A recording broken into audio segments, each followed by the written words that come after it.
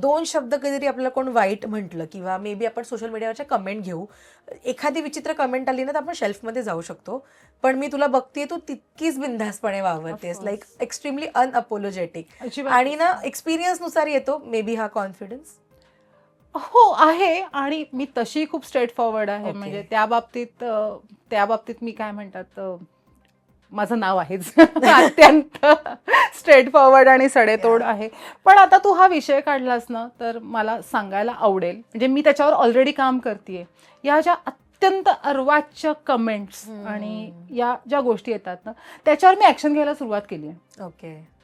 मी त्याच्यावर काम करते आहे, आणि मला या सगळ्या अभिनेत्रींना सांगायला आवडेल की नाही सहन करायचं.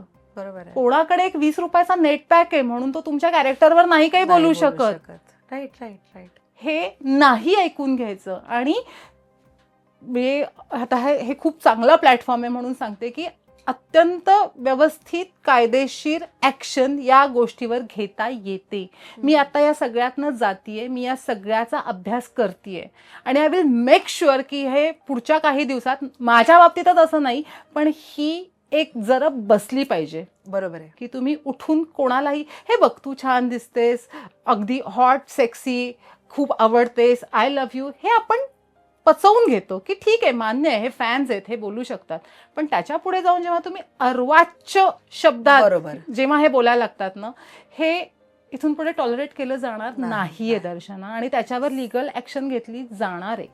आणि म्हणजे यासाठी मी फार आपली आता सगळी कायदे व्यवस्था खूप सपोर्टिव्ह आहे. यासाठी नका सहन करू, नका सहन करू. द्या अरेला कारे उत्तर दिल्याशिवाय हे थांबणार नाहीये.